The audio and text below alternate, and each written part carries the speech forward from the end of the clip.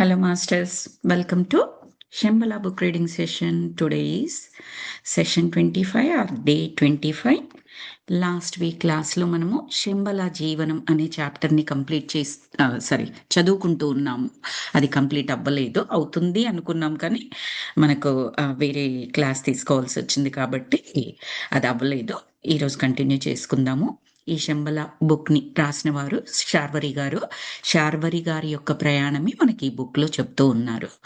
So ఈ శంబల జీవనంలో శంబలలో ఎలా ఉంటుంది, తర్వాత మన భౌతిక జీవనం మామూలుగా మనకి ఎలా ఉంటుంది, సైన్స్కి ఆధ్యాత్మికతకి డిఫరెన్స్ ఏంటి, మన జ్ఞానము అనుకుంటూ ఉంటాం కానీ అది జ్ఞానం కాదు, చదువు వల్ల వచ్చేదాన్ని విజ్ఞానం అని చెప్పవచ్చు. జస్ట్ డిఫరెన్స్ కొరకు చెప్పాలి అంటే ఆత్మ ద్వారా ఆత్మ కొరకు ఆత్మ రిలేటెడ్ ఏదైతే నేర్చుకుంటామో దాన్ని జ్ఞానము లేదా ఆత్మజ్ఞానం అని చెప్పవచ్చు.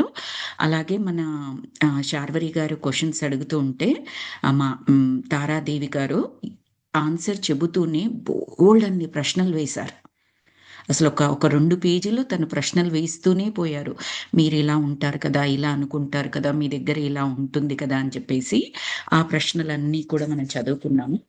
నెక్స్ట్ లాస్ట్ వీక్ది ఒక పారాగ్రాఫ్ చదువుతాను మాస్టర్స్. లాస్ట్ పారాగ్రాఫ్ గర్భధారణ గురించి కూడా చెప్పారు. తర్వాత ఇక్కడ గర్భధారణ అంటే మన ఫిజికల్ ప్లేన్లో ఆత్మజ్ఞానం తక్కువగా ఉన్న దగ్గర గర్భధారణ అంటే సంతానము అంటే మనం ఇలా ఆలోచిస్తాము సంతానం గురించి, వాళ్ళు సంతానం ఎందుకు కావాలని కోరుకుంటారో అది కూడా ఒకటి చెప్పారు. అది ఆత్మల కలయిక అన్నట్టుగా కూడా చెప్పారనమాట.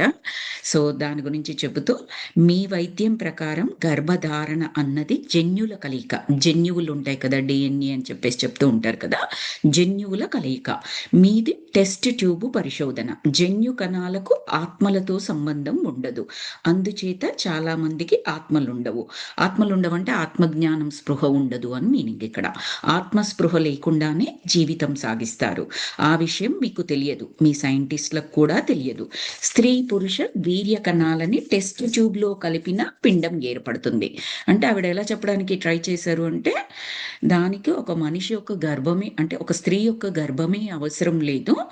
ఏ ప్రేమ, ఆ స్పందన, దానితో సంబంధం లేకుండానే స్త్రీ పురుష వీర్య కణాలని ఆ కణాలను తీసుకొచ్చి ఒక టెస్ట్ ట్యూబ్ ల్యాబొరేటరీలో ఉపయోగించే ఒక గ్లాస్ టెస్ట్ ట్యూబ్లో పెట్టినా కూడా అది పిండంగా ఎదుగుతుంది. సో దానికి ఆత్మజ్ఞానము ఆత్మల కలయిక అని పేరు పెట్టలేం కదా అన్నట్లుగా చెప్తున్నారు. ఆ టెస్ట్ ట్యూబ్లో కలిపిన పిండం ఏర్పడుతుంది, దానిని సంభోగం అనకూడదు. సంభోగము అంటే ఆత్మల కలయిక, పరస్పరం ఇష్టంగా ఒక ఏంటి ఒక విశ్వయోగం కొరకు, విశ్వ కళ్యాణం కొరకు ఇంకొక ఆత్మ ఈ భూమి మీద జన్మ తీసుకుని దాని యొక్క ఉద్ధరణకు ప్రయత్నిస్తుంది. దానికి మనము తోడ్పాటు అంటే సహాయం చేస్తూ ఉన్నాము. మనం ఒక మీడియం లాగా, ఒక గ్రాహకం లాగా పనిచేస్తూ ఉన్నాము. ఆత్మ మన ద్వారా శరీరాన్ని తీసుకుని మన గుండా ఈ భూమి మీదకి వస్తుంది. అంతవరకే తప్పిస్తే అంతకు మించి ఉండకూడదు. కానీ ఆ జ్ఞానము మన ఫిజికల్ ప్లేన్లో చూసినట్లయితే జనరల్గా మనం అలా థింక్ చెయ్యము. మన నుండి వస్తుంది, మనకు పూర్తి అధికారం ఉంటుంది. ఆ పుట్టిన బిడ్డ ఏదైతే ఉందో నేనేది చెప్తానో అది వినాలి, నా ఇష్టాలు అన్నట్లుగా, అంటే నా ప్లాన్ ప్రకారం వాళ్ళు వెళ్ళాలి అని చెప్పేసి అనుకుంటూ ఉంటాం. కానీ వాళ్ళకంటూ ఒక సోల్ ప్లాన్ ఉంటుంది అనేది యాక్సెప్ట్ చేయడము మనకు తెలియని కూడా తెలియదు. వాళ్ళ గైడెన్స్ ఇస్తా పోతా ఉండాలి. ఎస్పెషల్లీ చిన్న పిల్లలుగా వాళ్ళు ఒక అడల్ట్ స్టేజ్, ఈ పర్టికులర్ స్టేజ్ వచ్చేంత వరకు వాళ్ళ గైడెన్స్ ఇస్తూ వాళ్ళు ఎందులో రాణిస్తున్నారో దాన్ని గమనిస్తూ వాళ్ళకి అది హెల్ప్ చేస్తూ సపోర్ట్ చేస్తూ వెళ్తూ ఉండాలి. ఒక్కసారి వాళ్ళు అడల్ట్స్కి వచ్చిన తర్వాత ప్యూర్గా గైడ్గా ఉండి వాళ్ళని గైడెన్స్ ఇవ్వాలన్నమాట. వాళ్ళ సోల్ ప్లాన్ని యాక్సెప్ట్ చేయడము. అలాగని వాళ్ళు ఎలా పడితే అలా వెళ్తూ ఉన్నారనుకోండి, అలాగే వదిలేయడం అని కాదు ఇక్కడ. దాని మీనింగ్ అక్కడ అదని కాదు. అది అక్కడ ఎక్కడైతే మనం మార్పులు, చేర్పులు వాళ్ళ జీవితాలలో చేయడానికి సహకరించాలో అవన్నీ. కానీ ఏం చెప్తారు అంటే, ఆ అడల్ట్ స్టేజ్ ఏదైతే మన పురాణాల ప్రకారం 12 ఇయర్స్ వరకని చెప్తారు. ఈయన సద్గురువు గారు 4 దశలుగా చెప్తారనమాట. పేర్లు ఇప్పుడు నేను మర్చిపోయాను. 12 సంవత్సరాల వరకు ఒకటి, 24 సంవత్సరాల వరకు ఒకటి, ఆ తర్వాత 48 సంవత్సరాల వరకు ఒకటి, తర్వాత 60 ఇయర్స్. ఆ తర్వాత ఆ జీవన వర్ణాశ్రమాలు అని చెప్తారు. అది చాలా బ్యూటిఫుల్‌గా ఎక్స్‌ప్లెయిన్ చేశారండి. కానీ ఎక్కడ అంటే నేను ఈవెన్ వెతకాలి అన్నా కూడా ఏ టైటిల్ పెట్టి వెతకాలో నాకు గుర్తుకు లేదది. మన సద్గురు జగ్గి వాసుదేవ్ గారు చెప్పారనమాట. అత్యద్భుతంగా ఎక్స్‌ప్లెయిన్ చేశారు. ఆ 12 ఇయర్స్ లోపు ఏదైతే గైడెన్స్ ఇవ్వాలో ఇవ్వాలి. ఎక్కడి నుంచి మొదలుపెట్టొచ్చు గైడెన్సు? మన గర్భంలో పిండం ఉన్నప్పటి నుంచి మొదలుపెట్టొచ్చు మనం. అత్యద్భుతమైన దశ. భక్త ప్రహ్లాదుడి చరిత్ర మనకు తెలుసు. ఎక్కడ మొదలైంది? ఆయనకు గురు జ్ఞానము అమ్మ కడుపులో ఉన్నప్పుడు. ఎవరు చేశారు? నారద మహర్షి అండ్ వాళ్ళమ్మ కూడా. లేకపోతే హిరణ్యకశ్యపుడు లాంటి రాక్షసుడికి కొడుకుగా పుట్టి కంప్లీట్ రాక్షస రాజ్యంలో ఆయనని ఎదుర్కొని నిలబడగలిగేంత శక్తి ఉంటుందా చిన్న బాలుడికి? రాణులు ఏమీ చేయలేరు. వైఫ్‌లు ఏమీ చేయలేరు వాళ్ళు. రాజులకు అగైనెస్ట్‌గా వెళ్ళలేరు. రాజుకు సహకరిస్తూ వెళ్ళడమే, వాళ్ళని రిక్వెస్ట్ చేసుకుంటూ ఉండడం తప్పిస్తే వాళ్ళకి అగైనెస్ట్‌గా వెళ్ళలేరు. అలాంటిది ఆ చిన్న అబ్బాయి వెళ్ళగలడా? వెళ్ళలేడు. ఎక్కడి నుంచొచ్చింది? జ్ఞాన సంపద. ఆ జ్ఞానం నుంచి వచ్చిన ధైర్యం అనుకోవచ్చు, నమ్మకం అనుకోవచ్చు. ఆ విశ్వాసం వలన నేనేదైతే పాటిస్తూ ఉన్నానో అది రైట్. నాన్నగారు రాంగు అని చెప్పరు. నాన్నగారు సరైన మార్గంలో వెళ్ళాలి అని కోరుకుంటారు. ఎక్కడ కూడా ధిక్కరించినట్టుగా, ఆయన్ని అవమానించినట్టుగా, నువ్వు చేయిస్తున్నది నాన్న తప్పు అని ఒక తప్పుడు ధోరణిలో చెప్పినట్టుగా చెప్పరు. నాన్నకు హరి మీద విశ్వాసం కలిగితే బాగుండు. ఎందుకంటే అంత జ్ఞాన సంపద పిండంగా ఉన్నప్పటి నుంచే నేర్చుకున్నాడు ఆ అబ్బాయి. అది మనకొక కథలాగా తీసుకోవడం కాదు. అది దేవుళ్ళకి సంబంధించిన కథలాగా అని తీసుకొని చదివి వదిలేయడం కాదు. మనం అక్కడ నేర్చుకోవాల్సింది ఏంటి అంటే, ఆ పిండంగా మన కడుపులో ఉన్నప్పటి నుంచి జ్ఞాన సంపద మనకు అందించే అవకాశం ఉంది. ఏమి వినాలి? ఏమి చదవాలి? ఏమి చెయ్యాలి మదర్‌గా మనమక్కడ? ఇంకా కరెక్ట్‌గా చెప్పాలంటే, ఇదే చాప్టర్‌లో చదువుకున్నాం. ఇదే బుక్‌లో. 3 మంత్స్ ముందర నుంచే అంటే ప్రెగ్నెన్సీకి ప్లాన్ చేసే 3 మంత్స్ ముందర నుంచే తల్లి, తండ్రి వాళ్ళు ఏ విధంగా ఆలోచించాలి. ఇక్కడైతేనేమో మనకు ప్రీనాటల్ స్టేజ్ అని చెప్పేసి డాక్టర్స్ ఏం చెప్తారు? ఓకే. మేము ప్రెగ్నెన్సీకి అనుకుంటున్నామండి అంటే, ఓహ్! ఓకే. గుడ్. మీరు ప్రెగ్నెన్సీకి మీ గర్భాన్ని సిద్ధం చేసుకోవాలి అని చెప్పేసి ప్రీనాటల్ మెడిసిన్స్ ఇస్తారు మనకి. మల్టీవిటమిన్ అనుకోండి. ఆ పిండం సరిగ్గా ఎదగడానికి, అన్ని రకాలుగా అనుకూలంగా ఎదగడానికి, తల్లి ఆ గర్భాన్ని సరిగ్గా మోయడానికి, తల్లికి శక్తి ఉండడానికి రకరకాల రీజన్స్‌కి వాళ్ళు అది ఇస్తారు. సైన్స్ కాబట్టి వాళ్ళొక గుళికల రూపంలో, టాబ్లెట్స్ రూపంలో ఇచ్చారు. దాని మీనింగ్ ఏంటి? మన సైన్స్ కూడా యాక్సెప్ట్ చేస్తోంది. 3 నెలల ముందర నుంచే మనం గర్భాన్ని సిద్ధం చెయ్యవచ్చు. ఆ పిండం యొక్క రాకకి ఆహ్వానం పలకవచ్చు. అంటే సిద్ధం చేయడానికి అని చెబుతోందన్నట్టే కదా అర్థం అక్కడ. వాళ్ళ విధానం ప్రకారం వాళ్ళు చేస్తున్నారు.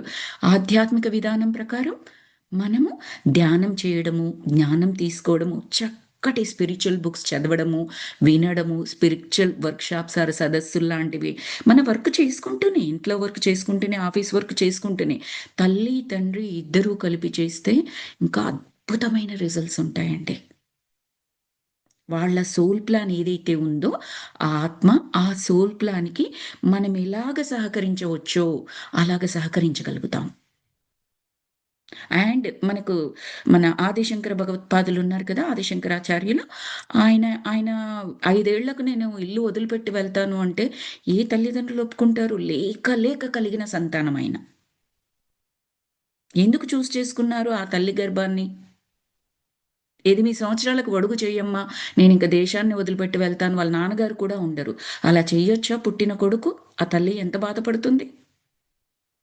బట్ ఎలా యాక్సెప్ట్ చేయగలిగారు? థట్ ఈస్ వాట్ జ్ఞాన సంపద. ఆ సోల్ ప్లాన్‌ని అంగీకరించింది ఆ తల్లి. ఒక్కటిగానే ఉండింది. నేను చనిపోయినప్పుడు రాకన్నా నా సంస్కారాలు నువ్వు చెయ్యి, లాస్ట్ రైట్స్ ఏవైతే ఉంటాయో అవన్నీ నువ్వు చెయ్యి అని చెప్పింది. ఎస్ అమ్మా నేను చేస్తాను అని చెప్పారు. సో అది అక్కడి నుండి మొదలు పెట్టవచ్చు. ఇప్పుడు మనకున్న మార్గాలు ఏంటంటే అండి, ఈ టెక్నాలజీ వల్ల అన్నీ మన చేతిలోనే ఉన్నాయి. చేతిలో అంటే ఫోన్ ఉంది. ఆ ఫోనులో జ్ఞాన సంపద మొత్తం ఉంది. మనం చూస్ చేసుకొని మనము దేనికి టైం కేటాయించాలి అంతే చేయవలసింది. సో ఇప్పుడు ఆమె ఏమంటుందంటే, ఆ టెస్ట్ ట్యూబ్‌లో కలిపిన పిండం ఏర్పడుతుంది. దాన్ని సంభోగం అని చెప్పకండి. భోగం అని చెప్పండి. శరీరాల కలయిక అంతే. ఆత్మల కలయిక గాదు. ఆత్మ సంస్కారం లేకపోతే రోబోలుగా తయారవుతారు. ప్రతి ఆత్మ కూడా తన గత జీవితంలోనే రాబోయే జీవితాన్ని ఊహించుకుంటుంది. ఆత్మను సమాయత్తం చేస్తుంది. అంటే భావరూపం తయారు చేసుకుంటుంది. ఆ విజన్‌కి అనురూపంగానే మరో జన్మ తయారవుతుంది. జీవిత ప్రయాణం సాగుతుంది. మీ ప్రయత్నాలు ఫలించో విజన్‌ను బట్టే గుణగణాలు స్థిరపడతాయి. ఇక్కడ కూడా మన జ్ఞానం ఎలా తీసుకోవచ్చంటే, మనము జస్ట్ ఇంకో జన్మలో చూసుకుందాంలే అని చెప్పేసి మనం కోపంగా మాట్లాడడానికి ఉంటుంది. మాట్లాడుతూ ఉంటాం మనము. ఈ జన్మలో అయితే కాదు. ఇంకొక జన్మలో. అంటే దాని అర్థం ఏంటి? ఇంకొక జన్మ ఉందని యాక్సెప్ట్ చేస్తూ, ఇంకొక జన్మను కావాలని కోరుకుంటూ, అదేదైతే మనం అంటున్నామో ఇంకొక జన్మది, ఈరోజు ఆ విజన్ ఏర్పాటు చేసుకుంటున్నట్టే. నీకు ఆలోచన వచ్చిందది. ఆ భావం వచ్చింది. అది ఎంత ఎక్కువగా మాట్లాడతామో, ఎంత విజన్‌ని చూస్తామో, అంత ఎక్కువగా ఆ నెక్స్ట్ జన్మలో ఏదైతే కావాలని కోరుకుంటున్నామో ఇక్కడే వండుకుంటున్నాము. ప్రిపరేషన్ వర్క్ చేసుకుంటున్నాము. అఫ్‌కోర్స్ ఈ జన్మ అయిపోయిన తర్వాత మళ్ళీ సోల్ ప్లేన్‌లో ఉంటాం కదండీ! అక్కడ ప్లాన్ చేసుకుంటాము. బట్ ఇక్కడ మాట్లాడుతూ ఉన్నాము. అది ఊరికే వచ్చింది కాదు. అందుకే వాక్ శుద్ధి అనేది వెరీ ఇంపార్టెంట్. అంతకన్నా ముందర ఆలోచనా శుద్ధి. Thought power. ఆలోచనల్లో శుద్ధత ఉండాలి.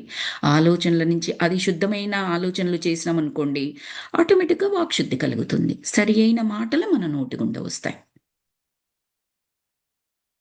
సో, విజన్‌ని బట్టే గుణగణాలు స్థిరపడతాయి అని చెప్తున్నారు. ఎవరి జీవితానికి వారే బాధ్యులంటారా? అని అడిగారు శార్వరి గారు. అవుననే అనిపిస్తోంది. దారి మార్చడానికి ఆత్మ జాగృతం కావాలి. పరిణితి చెందిన ఆత్మ మాత్రమే జీవన గమనాన్ని మార్చుకోగలుగుతుంది. ఆ పని అందరూ చెయ్యలేరు. అంటే ఒకటి రాసుకొని వచ్చాము. పూర్వజన్మల్లో ఏదో అనుకున్నాము. ఏదో నోటి అంటే వాక్‌శుద్ధి లేకపోవడం వల్లనో, లేదా మనకు దాని గురించి అంత విలువ ఉందని తెలియకపోవడం వల్లనో, ఇష్టమొచ్చిన ఆలోచనలు చేసి, ఇష్టమొచ్చిన విధంగా మాట్లాడి, ఒక జన్మ ఇ ఇ ఒక జన్మ తీసుకుందనుకుందాం నెక్స్ట్ ఆత్మ. దాన్ని మార్చుకోవడానికి అవకాశం లేదా అంటే ఉంది. కానీ ఏంటట, పరిణితి చెందిన ఆత్మలు అలా చేసుకోగలవు. మనకు సోల్ ప్లాన్ బుక్స్‌లో కూడా ఒక 10 కేసెస్ గురించి చెప్తారండి. సోల్ ప్లాన్ అనేది ఒక బుక్ అనమాట. రాబర్ట్ గారు రాసారు. ఆయన ఒక 10 కేసెస్ తీసుకొని డిఫరెంట్ కేసెస్ ఒకటి యాక్సిడెంట్ కేసు, ఇంకొకటి ఆటిజం కేసు, ఇంకొకటి క్యాన్సర్ రిలేటెడ్ కేసు అలా డిఫరెంట్‌గా తీసుకుంటారాయన. తీసుకొని ప్రతి కేస్ ద్వారా సోల్ ప్లాన్స్ అసలెలా తీసుకుంటారు? ఎవరైనా యాక్సిడెంట్ కావాలని కోరుకుంటారా అసలు? ఇంకా భయంకరమైన యాక్సిడెంట్ కావాలని కోరుకుంటారా? ఆర్ టెర్రరిస్ట్ బాంబులు అలాంటి బాంబు పేలుళ్లలో చనిపోవాలని కోరుకుంటారా? అసలు ఇలాంటి ప్లాన్ ఎవరు తీసుకుంటారు? అనే క్వెషన్ వస్తుంది కదా! ఎందుకు తీసుకుంటుంది ఆ సోలు అంత భయంకరమైన ప్లాను? ఆ క్వెషన్స్ ఉంటాయి ఆ సోల్ ప్లాన్ బుక్‌లో. సో, ఎక్స్‌ప్లెయిన్ చేస్తారు. ఎందుకు తీసుకుంటది సోలు? ఆ గైడ్స్‌తో కూర్చొని వాళ్ళు డిస్కస్ చేసుకుంటారనమాట. బ్రెస్ట్ క్యాన్సర్ రావాలని ఒక ఆవిడ పెట్టుకుంటది సోల్ ప్లాన్‌లో. ఎందుకు పెట్టుకుంటది అంటే, అంతకుముందు జన్మలలో ఏంటంటే ఆమె ఒక వుమెన్ కదా! షీ లైక్స్ హర్ బ్యూటీ అనమాట. The physical beauty. ఆ బ్యూటీని యూజ్ చేసుకొని తను కొన్ని జీవితాలు గడుపుతూ ఉంటది. అంటే మీకు అర్థమయ్యే ఉంటుంది. ఆ బ్యూటీని ఆధారంగా తీసుకొని ఆమె జీవన ప్రయాణం కొనసాగుతుంది. ఐ హావ్ ఎవ్రీథింగ్ అన్నట్టుగా ఉంటుంది. ఈ బ్యూటీతోని నేనిలా ప్రయాణం చేస్తూ నా స్త్రీ యొక్క సౌందర్యాన్ని ఉపయోగించుకొని ఏదైనా సాధించవచ్చు. Name, fame, money everything. అలా కొన్ని జన్మలు తీసుకుంటది. ఒకానొక జన్మలో ఇది కాదు ఇంకేదో ఉంది అని అనుకుంటది. ఆ తర్వాత ఏం చేస్తదంటే, ఆ జన్మ వదిలిన తర్వాత సోల్ ప్లేన్‌లో అంటే ఆత్మ తలంలో ఉన్నప్పుడు సోల్ గైడ్స్‌తో కూర్చొని ఇంక చాలు. ఇలా ఇలా గడిపిన జన్మలు జాలు. నాకొద్దింక. నేను ఛాలెంజింగ్‌గా తీసుకోవాలని కోరుకుంటున్నాను. ఏదైతే సౌందర్యం అనుకోని దాన్ని ఉపయోగించుకొని నేను కొన్ని భౌతిక సుఖాలని ఆస్వాదించి కొన్ని ఏవైతే చేశానో అవన్నీ కరెక్ట్ చేసుకోవాలిక్కడ. అనుకోని ఏం చేస్తదంటే బ్రెస్ట్ క్యాన్సర్ అనే దాన్ని పెట్టుకుంటదామె. పెట్టుకొని దాన్నించి బయటికి రావడానికి ప్రయత్నం చేస్తారు కదా! ఆటోమేటికల్లీ. ఏం ఏం పాపం చేశానో ఇలాంటిదొచ్చింది నాకు అని చెప్పేసి అంటూ ఉంటారు. ఆత్మజ్ఞానంలో లేకపోతే ఇన్ జనరల్‌గా. ఏం కర్మ చేశాను, ఎంతమందిని ఎలా ఇబ్బంది పెట్టాను, ఇలా వచ్చింది అనుకుంటారు కదా! సో, అక్కడి నుండి మొదలయ్యింది ఆత్మజ్ఞానం వైపుగా నడిచి, ఆత్మజ్ఞానంలో నుంచి ఏం చేస్తదంటే ఆవిడ ఆ జన్మలో ఎందుకు పెట్టుకుంటదంటే, అలాంటి బ్రెస్ట్ క్యాన్సర్ ఉన్న వుమెన్ అందరిని జాగృతం చేస్తది. దిస్ ఈజ్ ఇట్ అని వదిలివేయకండి. ఇందులో నుంచి బయటికి రావడానికి కూడా మార్గం ఉన్నది మనం. కర్మ సిద్ధాంతం ప్రకారం చెప్పాలి అంటే, బ్రెస్ట్ క్యాన్సర్ ద్వారా తనేం చేస్తదంటే, ఆ పూర్వజన్మలలో ఏదైతే పాపంగా చేసిందో, పాపమే కదండీ! యూజ్ చేసుకొని రకరకాల జీవితాలని ఆమె ఇన్‌ఫ్లూయెన్స్ చేసి ఉండవచ్చు. వేరే వాళ్ళ కుటుంబాలను ఇన్‌ఫ్లూయెన్స్ చేసి ఉండవచ్చు. సో, అదంతా పాపం కిందకే వస్తుంది కదా! కొన్ని కుటుంబాలని విచ్ఛిన్నం చేసిన పాపము. సో, ఆ పాపాన్ని తొలగించుకుంది. ఏ విధంగా? కష్టం పొందడం ద్వారా. బ్రెస్ట్ క్యాన్సర్ అనేది చాలా కష్టం గదా! ఆ కష్టం అనుభవించడం ద్వారా. అనుభవిస్తూ ఏం చేసింది? జ్ఞానం వైపుగా నడిచింది. జ్ఞానం వైపుగా నడిచి, ఇందులో నుండి బయటికి రావాలి. దీనికి మూల కారణం ఏమిటి? నేను ఎలా బయటపడగలను? దీని ద్వారా నేను సేవ ఏది చేయగలను? 3 థింగ్స్ ఉంటాయన్నమాట. పశ్చాత్తాపం, పరివర్తన, ప్రాయశ్చిత్తం అని ఉంటాయి. ఏ కర్మ నుంచి బయటపడాలి అన్నా కూడా పూర్తిగా మూలాలతో సహా బయటపడాలి అంటే వంశీ మాస్టర్ చెప్తారండి. వంశీకిరణ్ మాస్టర్ మీకు తెలిసే ఉండవచ్చు. భీమినేని వంశీకిరణ్ మాస్టర్ కంప్లీట్‌లీ కర్మ సిద్ధాంతం పైన ఆయన ఎక్కువగా పరిశోధనలు చేశారు. వైజాగ్‌లో ఉంటారు ఆ మాస్టరు. మీరు ఇండియాకెళ్ళినప్పుడు కూడా కలవచ్చు. సో, అతనేం చెప్తారంటే ఫస్ట్ పశ్చాత్తాపం. మీరేదైతే చేశారో తెలిసి చేసినా, తెలియకపోయి చేసినా, ఈరోజు మీరేమి వెళ్లి వెనక్కి జన్మకి వెళ్లి కరెక్ట్ చేయలేం మనము. మరి ఎలాగా? పశ్చాత్తాపపడండి. అది ఎలా ఉండాలంటే అగ్నిలాగా ఉండాలి. ఒక అగ్నిలో ఏది వేసినా బూడిదైపోతుంది. చివరికి మన కర్మ కూడా. అంతలా రగిలిపోవాలి. మన తప్పు, మన పాపం మనమేం చేశామో. నేను తెలియక చేశాను, కానీ దహించుకుపోతోంది నాకు లోపల. ఎందుకు చేశాను? అది ఇంక చెయ్యకూడదు నేను. ఇంకా ఎన్ని జన్మలెత్తినా కూడా మనం అలాంటి తప్పు కలలోనైనా ఊహించలేము. అది పూర్తి పశ్చాత్తాపం. అక్కడ దగ్ధమైపోతుంది ఆ కర్మ. First step. నెక్స్ట్ ఏంటి? పరివర్తన. పరివర్తన అంటే ఏంటి? హమ్మయ్య! కర్మ దగ్ధమైంది. మళ్ళీ మొదలు పెడతా చాప్టర్. మళ్ళీ స్టార్ట్. అలా కాదు. నేనే కాదు, అలాంటిది ఎక్కడ జరిగినా కూడా నా ఎక్స్‌పీరియన్స్ షేర్ చేసి, వాళ్ళ మనస్థితిని బట్టి, వాళ్ళు ఎక్కడ ఉన్నారు, ఏ స్టేట్‌లో, ఏ స్థితిలో ఉన్నారు అన్న దాన్ని బట్టి, ఎంత సహాయం చేయగలనో అంత సహాయం చేస్తాను. ఇంకెప్పుడు మళ్ళీ అలాంటి ఆలోచన కూడా చేయను. అది పరివర్తన. ప్రాయశ్చిత్తం అంటే ఆ ఫీల్డ్‌లో సేవ చేయడం. ఈవిడ అలాగే చేస్తారనమాట. బ్రెస్ట్ క్యాన్సర్ వచ్చిన ఆవిడ. ఆ సోల్ ప్లాన్ బుక్‌లో ఆ కేస్ స్టడీలో ఉంటదనమాట. సో, అలా తీసుకుంటారు. పరిణితి చెందిన ఆత్మలు ఏం చేస్తాయంటే, ఒక ప్లాన్‌తో వేస్తారు. ఆ ప్లాన్‌ని సక్సెస్‌ఫుల్‌గా ఎగ్జిక్యూట్ చేస్తారు. వాళ్ళు వెళ్ళిపోవాలి, పైకి వెళ్ళిపోవాలి.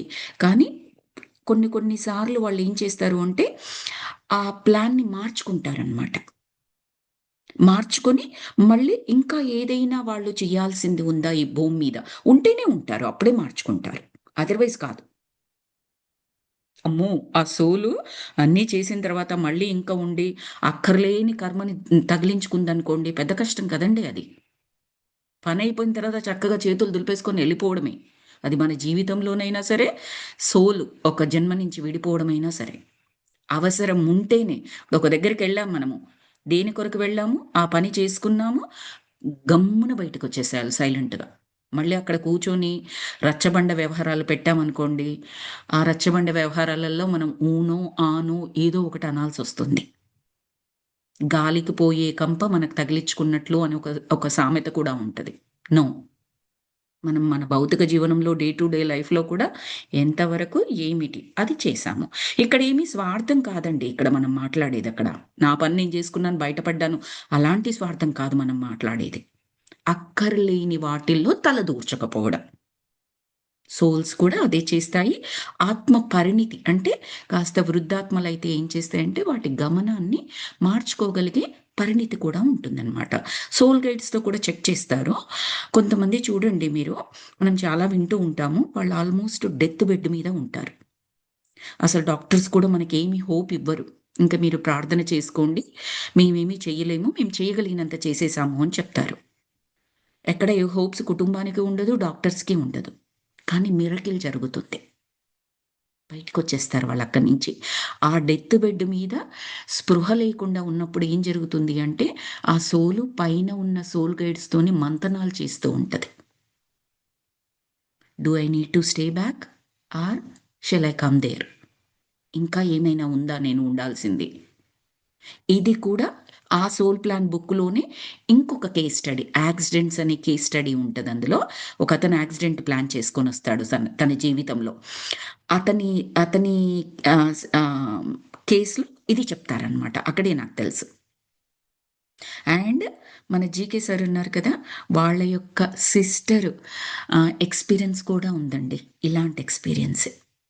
ఆల్మోస్ట్ ఆ స్థితి వరకు వెళ్లారు. నేనొక క్లాస్‌లో విన్నాను. జీకే సార్ వాళ్ళ సిస్టర్. జీకే సార్ ఎవరంటే స్పిరిచ్యువల్ టాబ్లెట్స్ సీఈఓ ఉన్నారు కదా! గోపాలకృష్ణ మాస్టర్. ఆ మాస్టర్ యొక్క సిస్టర్. లక్ష్మి మేడమా? నాకు మేడం పేరు గుర్తుకు లేదండి. లక్ష్మి మేడమే. పేరు గుర్తుకు లేదు. ఒకసారి విన్నాను. ఇలాంటిది వాళ్ళ సిస్టర్‌కి ఎక్స్‌పీరియన్స్ చేశారు అని. ఎందుకంటే మనందరికీ క్వెషన్స్ ఒస్తాయి వింటూ ఉన్నప్పుడు. అదేంటి ఒకసారి రాత అంటే విధి రాత రాసిన తర్వాత అది మార్చుకోలేం కదా! లేదండి. విశ్వాసం, జ్ఞానం, అచంచలమైన విశ్వాసం, జ్ఞాన సంపద will do anything and everything. We are the creators.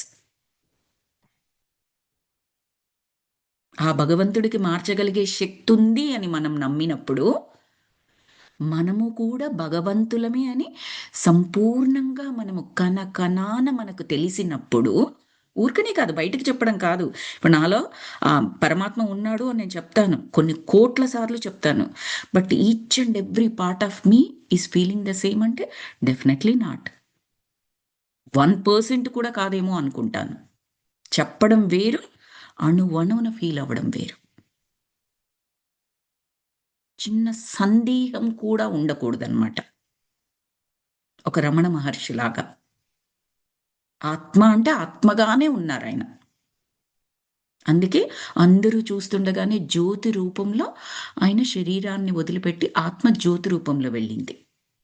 అలా. తర్వాత హ్మ్.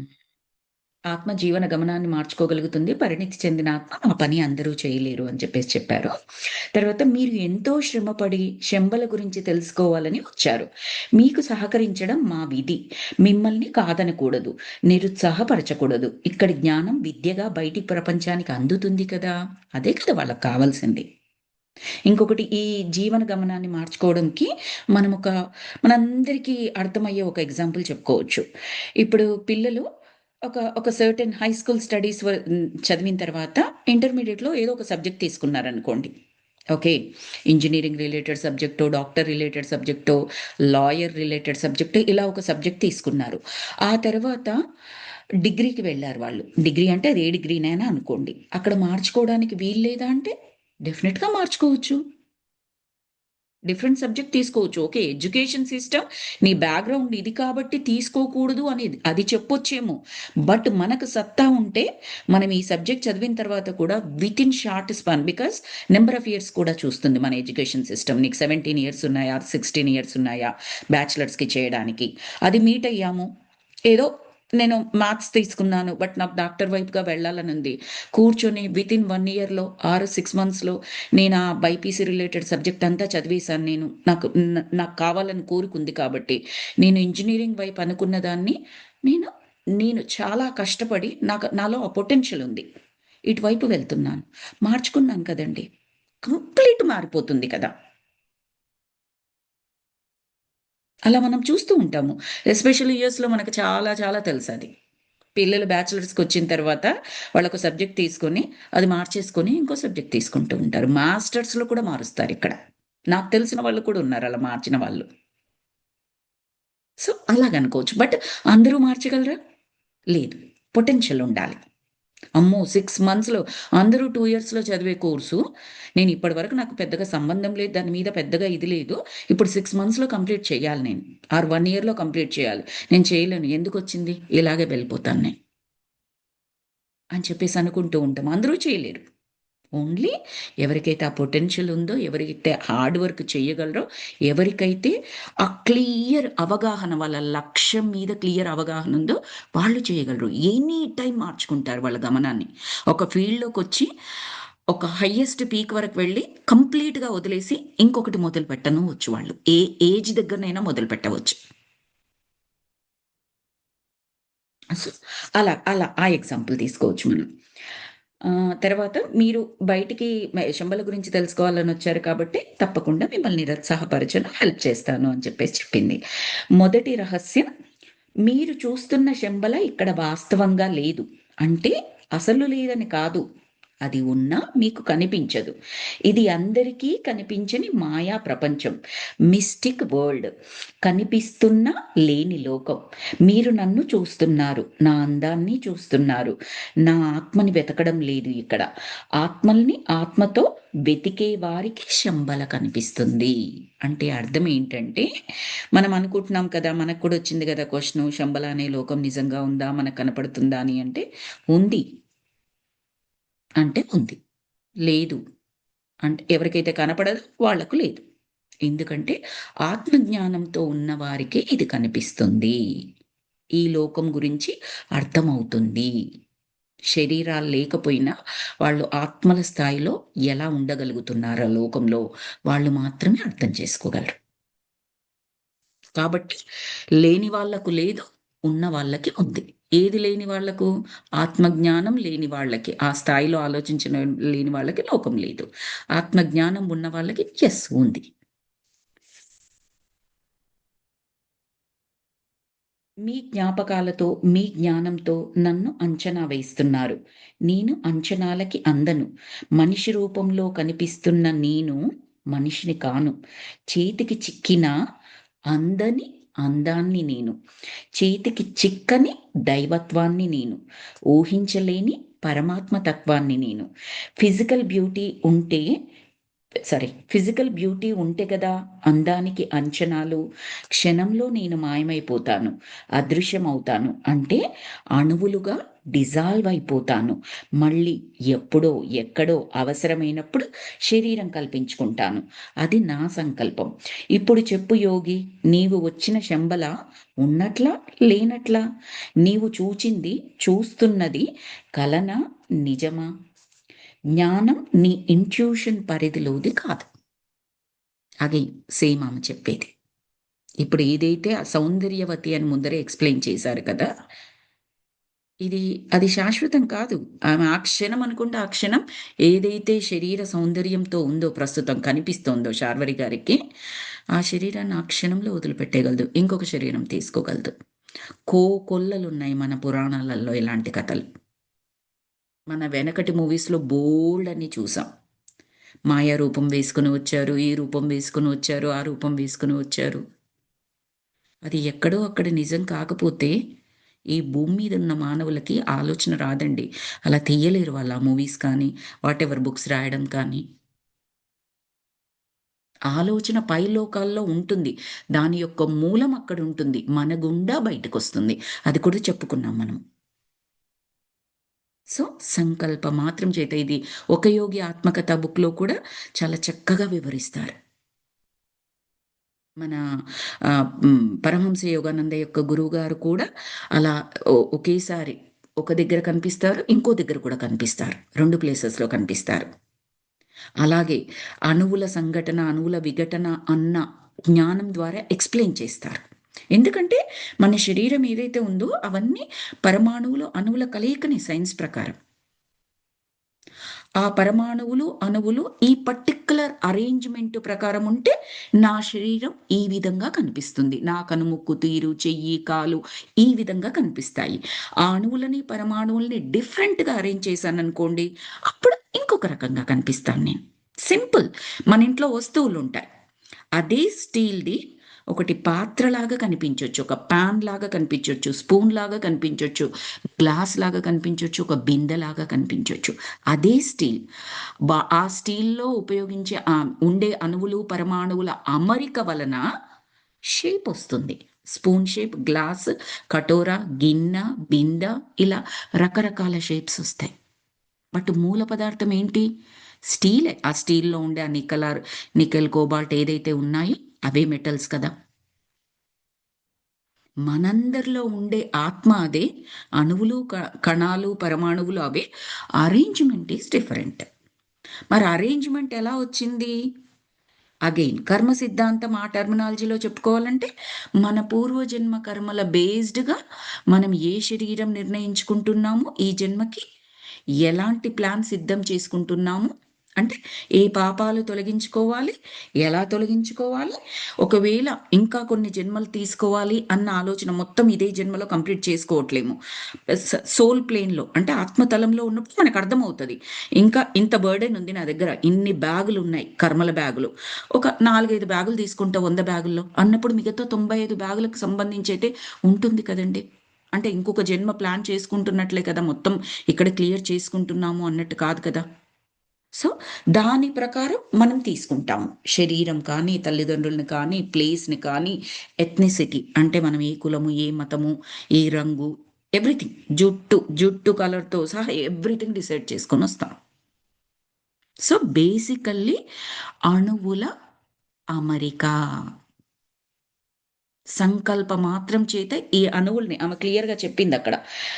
అణువులు డిజాల్వ్ అయిపోతాయి. ఇంకొక అమరిక కావాలంటే ఇంకొక అమరిక వస్తుంది. ఇంకొక ఎగ్జాంపుల్ కూడా స్టీల్ అని చెప్పాను కదా! బంగారం తీసుకోండి మీరు. ముద్ద బంగారం. మీరు చైన్ అంటే చైన్ తయారవుతుంది. ఇయర్ రింగ్స్ అంటే ఇయర్ రింగ్స్ తయారవుతాయి. వడ్డానం అంటే వడ్డానం తయారవుతుంది. కాలికి చెప్పులు కావాలంటే కాలికి చెప్పులు కూడా తయారు చేసుకోవచ్చు.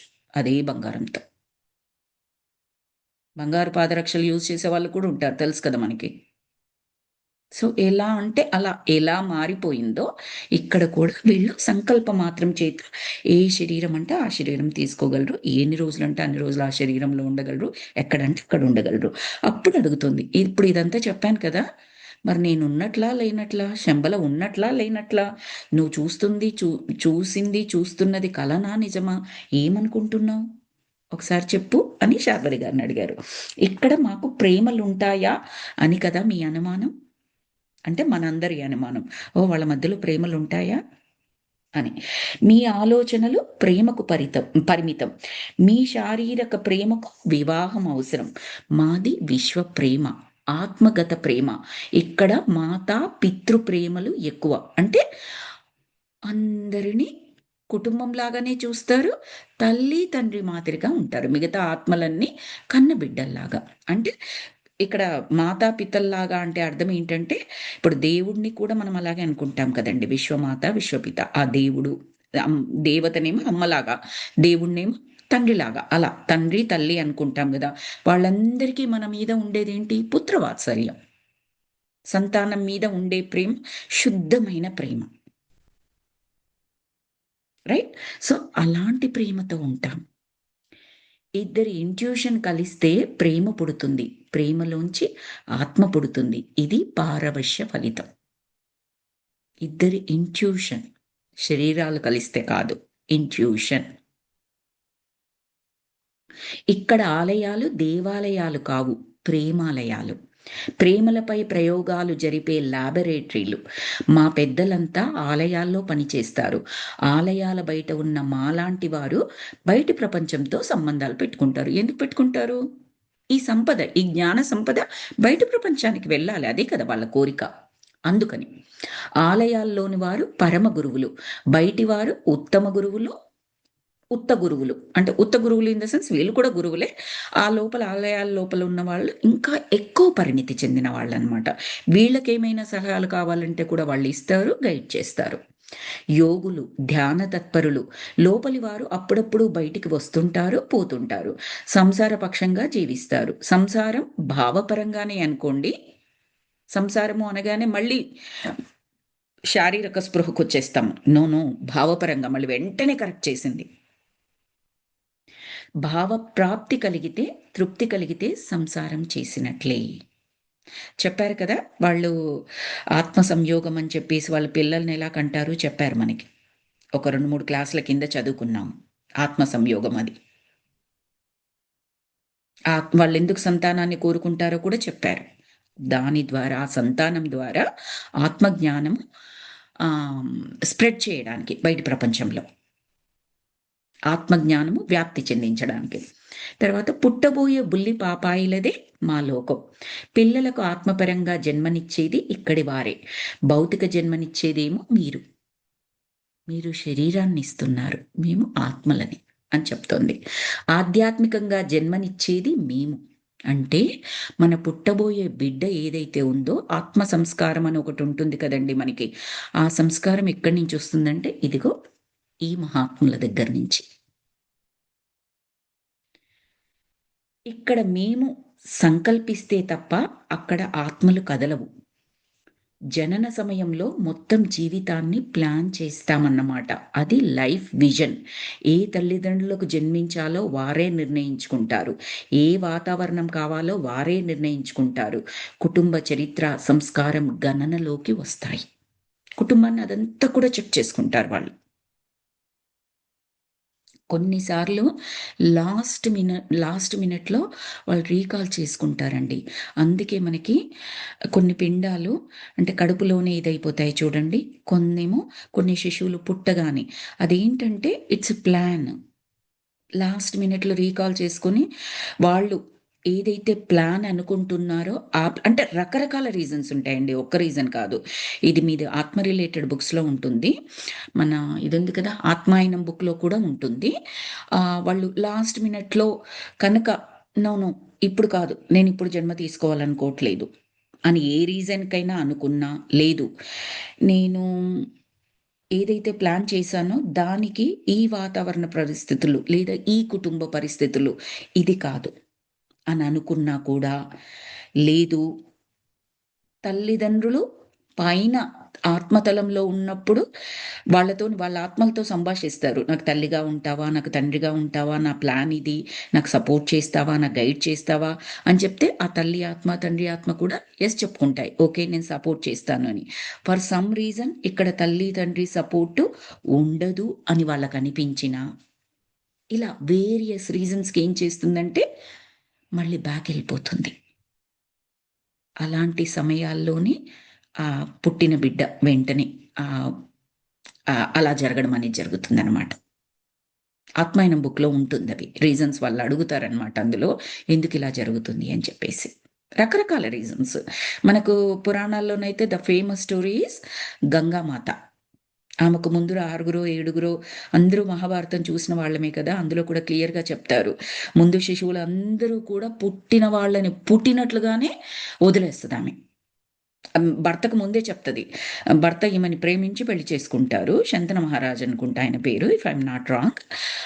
ఆయన కావాలని పెళ్లి చేసుకున్నప్పుడు ఓకే. నేను పెళ్లి చేసుకుంటాను కానీ, నేను నన్ను ఎందుకు క్వెషన్ అడగకూడదు నువ్వు. నేనేదైనా చేసినప్పుడు. ఆ క్వెషన్ అడిగావంటే నేను నీ జీవితంలో నుంచి వెళ్ళిపోతాను అని చెప్తది. ఓకే అంటాడు. ఎవరు ఊహించరు కదండీ! ఎస్పెషల్లీ తల్లి పుట్టిన బిడ్డని వెంటనే ఆ గంగలో కలిపేస్తాను, సంథింగ్ ఆ వాటర్‌లో కలిపేస్తాను అని, ఆ శిశు మరణానికి కారణమవుతాను అని ఎవరు ఎక్స్‌పెక్ట్ చేయరు కదా! సో, ఈమేం చేస్తది? పుట్టిన బిడ్డను పుట్టినట్టుగా అది అంటే వాటర్‌లో కలపడం అలా ఏదో చేస్తది కదా! అందరూ చనిపోతుంటే ఆయనకి చాలా బాధేస్తది. ఎంత బాధేస్తదంటే ఒకరికి, ఇద్దరికి తట్టుకోగలరు గాని 6, 7 పిల్లలకి అంటే చాలా బాధేస్తది కదా! ఇంక చివరికి అడుగుతాడు. "ఏంటిది నువ్వు అడగొద్దు అన్నావు అని నేను అడగలేదు. బట్ ఇలా చెయ్యొచ్చా? నాకు చాలా బాధేస్తుంది" అని అడిగిన మరుక్షణం అప్పుడు పుట్టిన బిడ్డ ఉంటాడు భూమి మీద. కానీ ఆమె వెళ్ళిపోతుంది. ఆమె చెప్పింది కదా! ముందరే చెప్పింది. ఇదంతా ఎందుకు జరుగుతుంది? బ్యాక్ స్టోరీ ఏంటి అంటే, వాళ్ళందరూ శాపవశాత్తు ముందర పుట్టిన బిడ్డలు ఎవరైతే ఉన్నారో, వాళ్ళందరూ కూడా గొప్ప మహర్షులు. వాళ్ళు పైన అక్కడ ఆ దేవతా లోకంలో ఉన్నప్పుడు ఒక తప్పు చేస్తారు వాళ్ళు. ఆ తప్పుకు శిక్షను అనుభవించాల్సిందే. No matter what. మనం ఎక్కడ ఉన్నా, పైలోకాల్లో ఉన్నా చేసిన తప్పుకు శిక్ష అంటే శిక్షణ తీసుకోవడం. ఆ తప్పు మళ్ళెప్పుడు ఇంతకుముందు చెప్పుకున్నాం కదా! పశ్చాత్తాపం, పరివర్తన, ప్రాయశ్చిత్తం అని. అలా తప్పు మళ్ళెప్పుడూ చెయ్యను అని చెప్పేసి పూర్తిగా పశ్చాత్తాప అగ్నిలో కాలిపోవడం, పరివర్తన రావడం, దానికి సంబంధించి ఏదైతే సేవ చేయాలో సేవ చేసుకోవడం. ప్రాయశ్చిత్తం అంటే సేవ. సో, ఆ మహర్షులు ఏదైతే తప్పు చేశారో అక్కడ దేవతా లోకంలో ఉన్నప్పుడే వెంటనే రియలైజ్ అవుతారు. క్షమించమని అడుగుతారు. పూర్తిగా వాళ్ళ పశ్చాత్తాప అగ్నిలో అది కాలిపోతుంది. పరివర్తనొస్తుంది. శపిస్తాడనమాట. ఏ మహర్షి అయితే అంటే ఎవరికైతే వీళ్ళు తప్పు చేయిస్తారో ఆ మహర్షి వీళ్ళని క్షమించి వేస్తాడు కానీ, బట్ అప్పటికే శాపం ఇస్తాడు కాబట్టి ఏం చేస్తాడంటే, ఏం శాపం ఇస్తాడంటే మీరు భూలోకంలోకెళ్ళి మనుషులుగా జీవించండి. మనుషులుగా అవతారం తీసుకుంటారు. అది పెద్ద శిక్ష వాళ్ళకి. ఎన్నో జన్మల తర్వాత కదండీ! వాళ్ళు మానవ సామ్రాజ్యం నుంచి దైవ సామ్రాజ్యానికి వెళ్లారు. మళ్ళీ కిందికి దిగమంటే ఎందుకు దిగుతారు చెప్పండి? వాళ్ళకి బాధేస్తుంది కదా! సో, వాళ్ళు చాలా బెగ్ చేస్తారు. అంటే వీళ్ళలో పశ్చాత్తాపం కలిగింది. ఆ పరివర్తన చూసారు కాబట్టి, సరే నేను శాపం ఇచ్చాను. దాన్ని వెనక్కి తీసుకోలేను. కాకపోతే తక్కువ చేస్తాను. ఏంటంటే మీరిలా పుడతారు. నేను శాపం ఇచ్చినందుకు. మీరక్కడ మనుషులుగా పుడతారు. బట్ పుట్టగానే మళ్ళీ మీరు ఈ లోకానికొచ్చేస్తారు. That's it. మీరేదైతే తప్పుడు కర్మ చేశారో దానికి సంబంధించి మీరు ఆ పాపాన్ని ఆ పాప పరిహారం అనుకోండి, ఆ శిక్షణ అనుకోండి కంప్లీట్‌గా పూర్తయిపోతుంది అని చెప్పేసి చెప్తారు. అందులో వాళ్ళని వసువులో ఏదో అంటారనుకుంటానండి. అందులో ఒకతను మాత్రం కొద్దిగా పెద్ద తప్పు చేస్తాడు. అతనెవరంటే భీష్ముడు. ఆ పైలోకాల్లో ఆయన పేరు వేరే ఉంటుంది. కాబట్టి ఆ భీష్ముడు జన్మించే కన్నా ముందర ఈ శంతన మహారాజు గంగామాతని అడుగుతారు. "ఏంటి ఇలా చేస్తున్నావు?" అంటే భీష్ముడిని ఇక్కడే వదిలేసి ఆవిడెళ్ళిపోతుంది. ఎందుకంటే ఈయనకు సరిపోదు శిక్ష. జస్ట్ ఇలా వచ్చి అలా పైకెళ్తా అంటే కుదరదు. ఈయనకు సరిపోదు. He has to learn even more. మీరు భీష్ముడి యొక్క జీవితం చూసినట్లయితే ఎన్ని కష్టాలు పడతాడండి ఆయన. రాజ్యభోగం వదిలేస్తాడు, సంసారం వదిలేస్తాడు, భార్య పిల్లలు లేరు. నిరంతరం పోనీ ఆ కొడుకులు ఎవరైతే ఉన్నారో వాళ్ళ ద్వారానా సుఖమంటే లేదు. ఎన్ని రకాల కష్టాలు ఈవెన్ లాస్ట్‌లో కూడా కృష్ణ పరమాత్ముడని ఆయనకు తెలుసు. కాంటెంపరరీస్ కదా! కృష్ణుడు ఆయన పరమాత్మ గాని అలా అంటే ఆ జీవనం కొనసాగిస్తూనే ఈయన పరమాత్మ స్వరూపం అనేది తెలుసుకునేంత దివ్య జ్ఞాన సంపద ఆయన దగ్గరుంది. బట్ స్టిల్ ఎలా చనిపోయాడాయన? అంపశయ్య మీద. బాణాలన్నీ గుచ్చుకుని రక్తం కారిపోతూ ఉంటది. అడుగుతాడు కృష్ణుడిని, "ఎందుకయ్యా నాకిది" అని. చెప్తాడనుకోండి. మహాభారత ఘట్టంలోని ఒక ఘట్టం గురించి ఎక్స్‌ప్లెయిన్ చేస్తే అక్కడ నువ్వు క్వైట్‌గా ఉన్నావు అదంతా చెప్తాడు కానీ, దానికి పూర్వం ఆయన చేసిన తప్పు కూడా ఉంటది ఇదంతా. అంతా కంప్లీట్ చేసుకొనెళ్తాడాయన. సో, అలా కూడా ముందు వాళ్ళు ఇలా పుట్టి అలా వెళ్ళిపోయారు చూడండి. అలా కూడా జరుగుతూ ఉంటది. కాకపోతే ఇక్కడ మనం శరీర జ్ఞానంతో ఉంటాము, భౌతిక జ్ఞానంతో ఉంటాం కాబట్టి డైజెస్ట్ చేసుకోలేరు. బిడ్డ అంటే పిండంగా ఉన్నప్పుడు పోయినా, పుట్టగానే పోయినా, వాళ్ళు శిశువులుగా కాస్త చిన్న పిల్లలుగా ఉండిపోయినా కూడా తట్టుకోవడం అనేది ఆల్‌మోస్ట్ అసంభవం లాగా ఉంటది మనకి. But there is a beautiful reason. వాళ్ళు ఏ దేవతలో, ఏ దివ్య స్వరూపాలో శాపవశాత్తు ఇక్కడికొచ్చారు. నన్ను తల్లిగా, తండ్రిగా ఎంచుకున్నారు. ఈ మాత్రం సర్వ్ చేసే ఈవెన్ కడుపులో సర్వ్ చేసినప్పుడు కూడా సర్వ్ చేసినట్టే కదండీ ఆ దివ్యాత్మలకి. సర్వ్ చేసే అవకాశాన్నిచ్చారు.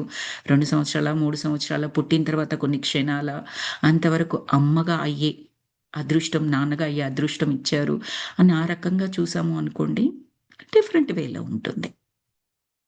ఇప్పుడు కృష్ణుడు కూడా దేవకీ వసుదేవులకు పుడతాడు. కానీ పుట్టగానే ఇంకో దగ్గరికెళ్ళిపోతాడు. ఏమనుకోవాలి? ఆ తల్లి ఎంత ఏడవాలి? ఉన్నాడు అని తెలుసు, నా దగ్గర ఉండడు అని తెలుసు. అప్పటికి ముందర పుట్టిన వాళ్ళందరినీ కంసుడు చంపేస్తాడు. మరి ఎంత కష్టమండి. బట్ మనకు తెలుసు అది దైవ కారణం. ఆయన ఎందుకు చేశాడో మనందరికీ తెలుసు. సో, అలా కారణాలుంటాయి. జ్ఞానపరంగా ఆలోచించినప్పుడు అంతా సవ్యమే. అంతా సవ్యతే. ఎక్కడ అన్యాయం లేదు. ఎవరికీ దేవుడు అన్యాయం చెయ్యడు. ఆలోచించుకోవాలి, అర్థం చేసుకోవాలి. అది జ్ఞాన స్థితిలో ఉన్నప్పుడే దాన్ని యాక్సెప్ట్ చేయడం అనేది మనకు జరుగుతుంది. అదర్‌వైజ్ చెప్పుతాం కానీ, ఆచరణలో పెట్టడం అనేది ఆల్‌మోస్ట్ అసంభవంలాగా మనకనిపిస్తూ ఉంటది. సో ఎక్కడి వరకొచ్చాము? హ్మ్. ఏ వాతావరణం కావాలో వారే నిర్ణయించుకుంటారు. కుటుంబ చరిత్ర, సంస్కారం గణనలోకి వస్తాయని చెప్పింది.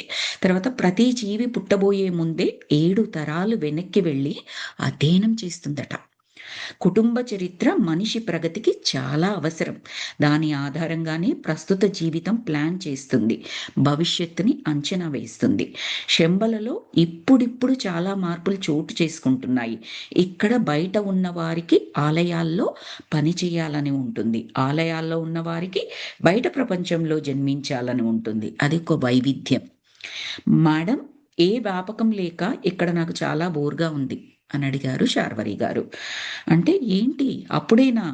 వచ్చి ఎంత కాలమైందని? ఏం తెలుసుకున్నావని? అసలు మిమ్మల్ని రప్పించింది ఎవరో? ఏ పని మీద పిలిపించారో నాకు తెలియదు. వచ్చాక పని కాకుండానే వెళ్ళిపోతారా? శంబల రావడం, వెళ్ళడం మీ ఇష్టం కాదు. మాస్టర్ల అనుమతి కావాలి దేనికైనా. ప్రస్తుతం ఈయన్ని గైడ్ చేస్తున్నారు తారాదేవి గారు. తనేమంటుందంటే, "ఏంటది వచ్చింది అప్పుడే బోర్ కొడుతోందా? అసలెందుకొచ్చావో నీకు తెలుసా? మాస్టర్స్ ఎందుకు పిలిపించారో నీకు తెలుసా?" ఆవిడ ఎంతవరకు తను చెయ్యాలో అంతవరకే చేస్తుంది. అది కూడా చెప్పింది. "నేను ఇంతవరకే నీకు గైడ్ చేయగలిగేది. అనవసరమైన వాటిల్లో దూర్చము మేము" అని కూడా చెప్పింది. ఈ మాస్టర్‌కి ఎంత సపోర్ట్, ఎంత జ్ఞానం ఇవ్వాలో అంతవరకే వాళ్ళతో పాటుంటారు. మనకు అబ్జర్వ్ చేస్తే, మన శార్వరి గారిని శంబలకి తీసుకురావడానికి కూడా లామాలు హెల్ప్ చేయడము, ఒక్కొక్క దగ్గర ఒక్కొక్క లామా, అక్కడికే వాళ్ళ పనయిపోతుంది. పనయిపోయింది ఇన్ ద సెన్స్ ఆ స్టెప్ వరకు వారు. ఆ తర్వాత ఇంకొకరు. హన్ మాస్టర్ గురించి మనము ఎక్కడి వరకు తీసుకొచ్చారు? ఈ తారాదేవి కన్నా ముందరి చాప్టర్ హన్ మాస్టరే కదా! సో, మీకు అసలు ఏది ఇవ్వాలని శంబల మాస్టర్స్ ఆ మెయిన్ మాస్టర్ ఎవరైతే ఉన్నారో, ఎవరైతే ఆ సంకల్పంతో మిమ్మల్ని పిలిచారో, అది అవ్వనే అవ్వలేదు. అప్పుడే బోర్ కొట్టేస్తుందా నీకు? అని చెప్పేసి అన్నారు. అయినా రావడం, పోవడం మీ ఇష్టం కాదు. మాస్టర్‌ల అనుమతి కావాలి దేనికైనా. అని చెప్పేసి చెప్పిందావిడ. ఆ మాస్టర్‌లు ఎవరూ కనిపించడం లేదు. మరి నాకు పిచ్చి పడుతోంది అన్నారు శార్వరి గారు. పట్టిందిగా శంబల పిచ్చి. పట్టిన పిచ్చి వదలగొట్టి పంపుతాలే. శంబల మీద బోలెడన్ని క్వెషన్స్ అడుగుతున్నారు కదా! సో, అంటుందనమాట. శంబల పిచ్చి పట్టింది కదా! అది వదిలించి పంపిస్తానులే డోంట్ వర్రీ అన్న టైప్‌లో చెప్తున్నారు. నేను వెళ్ళిపోవాలి మేడం. అక్కడ సగంలో ఆపిన పనులున్నాయి. పూర్తి చెయ్యాలి అని జెప్పేసి చెప్పారు. సారీ శార్వరి గారు. అంటే ఇక్కడ ఉండి అక్కడి పనులు పూర్తి చేయలేరా మీరు? అని అడిగింది ఈవిడ. ఆలయాలు చూడకుండానే వెళ్ళిపోతే ఎలా? శంబల రహస్యం మొత్తం ఆ ఆలయాల్లో ఉంది అని చెప్పిందామె. అంటే ఆలయ దర్శనం అయ్యేలోగా నా పని అయ్యేటట్లుంది. అసలు ఆలయాల్లోకి నన్ను అనుమతించకపోతే ఎలా? మనకు ప్రీవియస్ పేజెస్‌లో చెప్పారు. ఆలయాల్లోకి ఎంట్రన్స్ అందరికీ ఉండదు అని. పర్వతాల మధ్యలో లోయలున్నాయి. కిందికి ఆ లోయల్లో ఆలయాలున్నాయి. అందరికీ అనుమతి ఉండదు అని చెప్పింది కదా ఆవిడ. సో, నన్ను అనుమతిస్తారో లేదో? ఇక్కడ ఏదో ఇంక గిట్టుబాటు అయ్యేటట్లేదు. నా పనులు మధ్యలో ఉన్నాయి కదా! నన్ను టక్కున రమ్మన్నారు, పిలుచుకొచ్చారు. నా పని కంప్లీట్ చేయాలి. అన్న టైప్‌లో చెప్తున్నారు. ఒక రకంగా ఒకింత మనకు మాట్లాడుకోవడానికి అంటే ఆయన హాస్య చతురత అని చెప్పవచ్చు. అంటే అక్కడ ఒక గొప్ప జ్ఞానము మనకు అందబోతోంది. అబ్బా! కూర నేను పొయ్యి మీద పెట్టొచ్చానండి. స్టాప్ జేస్తాను. మాడిపోతుందండి. ఇదంతా అయిపోతుందండి అంటే ఒక ఒక నవ్వులాగా అనిపిస్తుంటుంది చూడండి. ఆ టైప్‌లో అక్కడ అన్ని పనులు మధ్యలో ఆపేసి వచ్చానంటే, ఏంటది పనులు? ఎన్ని పనులు చేసినా, ఏం చేసినా చివరికి కావాల్సిందేంటి? ఈ ఆత్మజ్ఞానం. అది నేర్చుకుంటున్నావిక్కడ. అక్కడేదో పనులని చెప్తున్నావేంటి? అన్న టైప్‌లో అర్థం చేసుకోవచ్చు.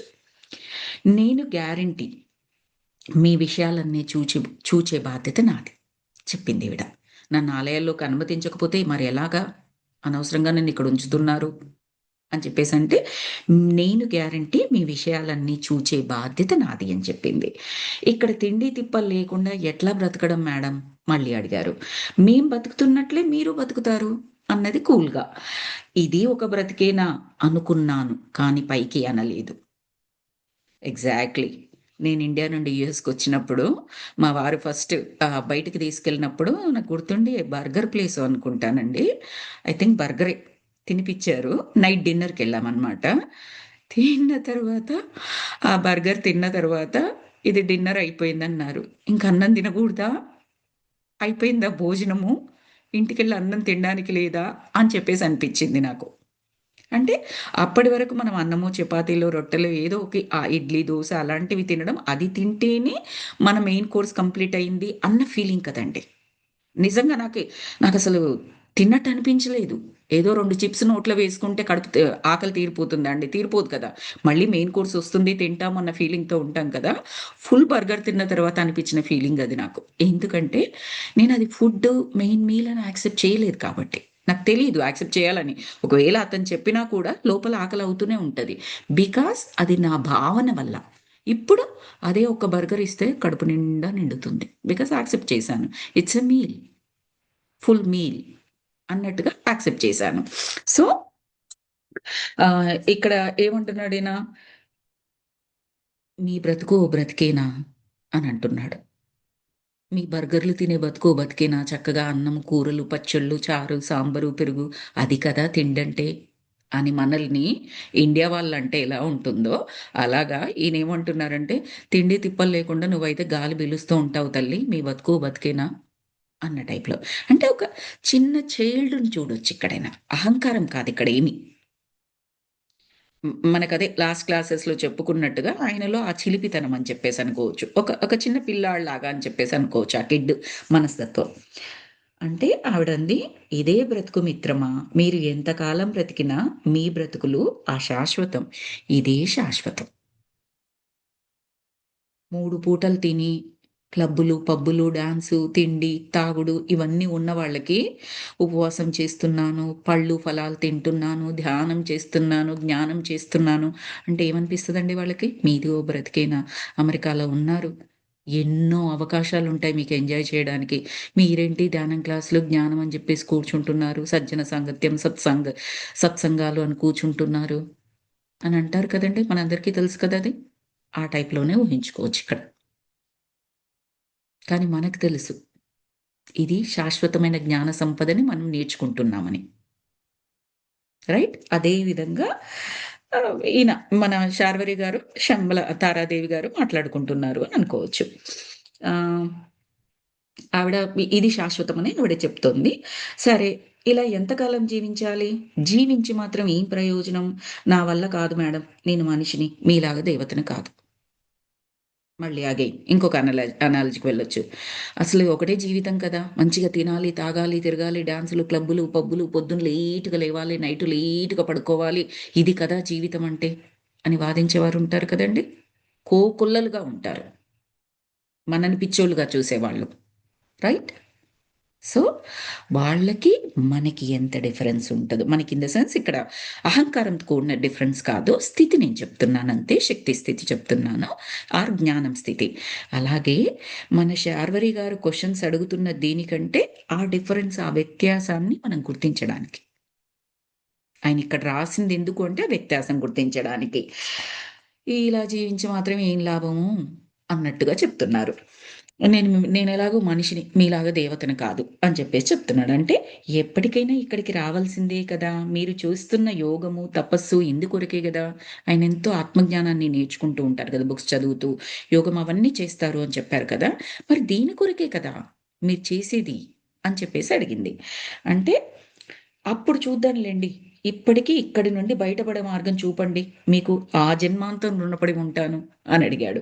అంటే మార్గం తెలుసు నాకు, కానీ నేను చెప్పలేను. మీరు వెళ్ళడానికి నేను పర్మిషన్ ఇవ్వలేను. మాస్టర్స్ పర్మిషన్ కావాలి దేనికైనా. నేను చెప్పడానికైనా, మీరు వెళ్ళడానికైనా. నాకు తెలుసు, కానీ నేను చెప్పలేను. నేను చెప్పడానికి ఇక్కడ I'm not the right person. ఆ డెసిషన్ తీసుకునే మాస్టర్స్ వేరే వారున్నారు, వాళ్ళే చెయ్యాలి. పోనీ ఆలయాలకు వెళ్ళే మార్గమైనా చూపించండి. వెళ్ళి ఆ మాస్టర్స్‌ని అడుగుతాను, ఎవరైతే నన్ను తీసుకొచ్చారో. అంటేను మళ్ళీ ఎక్కడికెళ్లారు చూడండి. ప్లానేస్తున్నారు. అక్కడ ఆలయాలకు అనుమతి లేదు గదా! అక్కడ తీసుకెళ్ళమని ప్లానేస్తున్నారు. అంటే మీరు వెళ్లి అడిగితే వాళ్ళు పలకరు శార్వరి. అసలు నీ కళ్ళకు వాళ్ళెవరూ కనిపించరు కూడా. నీ ఆత్మశక్తి ఇంకా ద్విగుణీకృతం కావాలి స్వామి. అది వీళ్ళు చేస్తున్న పని. ఆత్మశక్తి ఇంకా ద్విగుణీకృతం అవ్వాలి. నేను పంపించినా, నేను తీసుకెళ్ళినా చూడలేవు వాళ్ళని. You are not that ripen yet. ఇంకా అంత ఫలించలేదు. రైప్ అవ్వాలి అని చెప్తారు కదా! అలా అవ్వలేదు నువ్వింకా అని చెప్పింది. అంటే పోనీ నాకు చచ్చిపోవాలనిపిస్తుంది. అదైనా చెప్పండి. ఎట్లా పోవాలో? ఎట్లా చచ్చిపోవాలి? ఇక్కడ చచ్చిపోవడం గూడా మన చేతుల్లో లేదు. ఆయన అడుగుతున్నారు. అంటే నా వల్ల కాదు స్వామి అని నవ్వుతూ అన్నారు ఆమె గారు అని చెప్పేసి రాశారు. ఏదో సామెత చెప్పినట్లు పిల్లికి చెలగాటం, ఎలక్కి ప్రాణ సంకటం. ఎందుకంటే ఆవిడ నవ్వింది గదా! ఈయననేమో పోనీ నేను చావడానికైనా ఒక మార్గం చెప్పు తల్లి అని చెప్పేసంటే, ఆవిడ నవ్వుకుంటూ అది నా వల్ల కాదు స్వామి అంది. అంటే పిల్లికి చెలగాటం, ఈయనకి చెలగాటం ఆహ్, సారీ ఎలక్కి ప్రాణ సంకటం, ఈయనకి ప్రాణ సంకటం, ఆవిడకి చెలగాటం టైప్‌లో అలా సరదాగా చెప్పారనమాట. అట్లా ఉంది నా పరిస్థితి అని అంటున్నారు శార్వరి. స్వామి నువ్వు ఎలకవు కావు, పిల్లి కూనవు, యోగ కూనవు. అయినా మాస్టర్స్ ముద్దుల పట్టివి నువ్వు, అభిమాన బిడ్డవు కదా! ఎంత చక్కగా చెప్పారు చూడండి. పిల్లి, ఎలక అలా అనుకోకు. నువ్వు చక్కటి యోగ కూనవు. అయినా మాస్టర్స్ యొక్క ముద్దుల పట్టివి, అభిమాన బిడ్డవు. అంటే అజ్ఞానంతో ఈయన నేనెళ్ళిపోతా, నేను చచ్చిపోతా, ఇది కాదు జీవితం, తిండి తిప్పలు లేకుండా ఇన్ని మాట్లాడినా కూడా వాళ్ళ యొక్క ప్రేమను పొందావు నువ్వు. అర్హత సంపాదించావు. కాబట్టి నువ్వు ఎంత చిలిపి వేషాలేసినా, ఎంత చిన్నారి పలుకులు పలికినా, చిన్న కిడ్డులాగా బిహేవ్ చేసినా వదలరు. వదలరు అంటే ప్రేమతో ఈయనను పైకి తీసుకెళ్ళడానికి ఆత్మజ్ఞానపరంగా. అది అండి. ఒక్కసారి మనం ఆ శక్తి స్థితి కోరుకుంటే యూనివర్స్ మనం ఎంత గగ్గోలు పెట్టినా అంటే ఇక్కడ నెగెటివ్ వేలో కాదు. మనను రెడీ చేసి, సిద్ధం చేసి, చిన్న పిల్లాడిని మనం ఎంతైతే నీకు అదిస్తా, ఇదిస్తా, ఇచ్చేస్తా, అచ్చేస్తా, చదువుకో నాన్న, స్కూల్‌కెళ్తే బావుంటది నాన్న, ఎలా చెప్తాం మనం పిల్లలకి? అలా యూనివర్స్ మనల్ని టేక్ కేర్ చేస్తది. ఆ మాస్టర్స్ బుజ్జగించి, లాలించి, అన్నీ చెప్పి ఎంత చక్కటి మాటలు వాడారు చూడండి. "నువ్వు ముద్దుల పట్టివి, అభిమాన బిడ్డవు కదా!" అని చెప్పింది. "మేడం వచ్చే జన్మలో మీ కడుపున పుడతాను. నన్ను రక్షించండి. దయచేసి నన్ను వెళ్ళిపోనివ్వండి" అని చెప్పేసి చెప్పారు. అంటే, అంటే నిన్ను మళ్ళీ కనడం కోసం నేను పుట్టాలా? పురిటి నొప్పులు పడాలనా? భలే వాడివే! ఇక్కడ శంబలలో ఎవరికీ కడుపులు రావు బాబు. ఎవరూ కనరు. అంతా ఆత్మ సంతానం. సద్యో గర్భాలు. సద్యో సంతానం. ఎవరికెవరు ఏమీ కారు తెలుసా? మళ్ళీ ఇది మనము సరదాగానే తీసుకోవచ్చు. మన పిఎస్ఎస్ఎంలో మాస్టర్స్ అనడం కూడా విన్నాను. వాళ్ళు చక్కటి జ్ఞానం ఇచ్చిన తర్వాత మనం ఏమంటాము చాలా సంతోషంగా, కృతజ్ఞతాపూర్వకంగా అబ్బా! మీరు ఈరోజు చెప్పిన జ్ఞానం, మీరిచ్చిన టిప్పు లేదా ఏదైతే మీరు నాకు సహాయం చేశారో, ఈ జన్మలో మీ రుణం తీసుకోలేను మాస్టర్స్ అని అంటాం కృతజ్ఞతా భావంతో. నేను విన్నాను ఇదొక క్లాస్‌లో. బాలకృష్ణ మాస్టర్ అన్నారనమాట. అంటే మీ రుణం తీర్చుకోవడానికి నన్ను ఇంకొక జన్మ తీసుకోమంటున్నారా మేడం? వద్దు మేడం ప్లీజ్. ఆ రుణాలేమి వద్దు మేడం అని చెప్పేసి చెప్పారనమాట. ఒక ఒక మాస్టర్ అడిగితే బాలకృష్ణ మాస్టర్ అలా చెప్పారు. సీతు విజ్ఞానం చెప్తారు బాలకృష్ణ మాస్టరు. ఆయనన్నారు. అంటే వాళ్ళు సరదాకి కూడా ఇంకొక జన్మ కావాలని కోరుకోవట్లేదు. జస్ట్ ఊరికే నవ్వు మనకర్థమవుతది. అవతల వాళ్ళు కృతజ్ఞతాపూర్వకంగా చెప్పారు కాబట్టి మనం ఏం చేస్తాము? నవ్వి ఊరుకుంటాము. రైట్? వాళ్ళు ఆ నవ్వి ఊరుకోవడం కాదు. దానికి కూడా మళ్ళీ పుట్టాలంటారా? వద్దండి. అంటే కనకనాన జీర్ణించుకుంటున్నారు. ఇదే ఆఖరి జన్మ కావాలని కోరుకోవడం.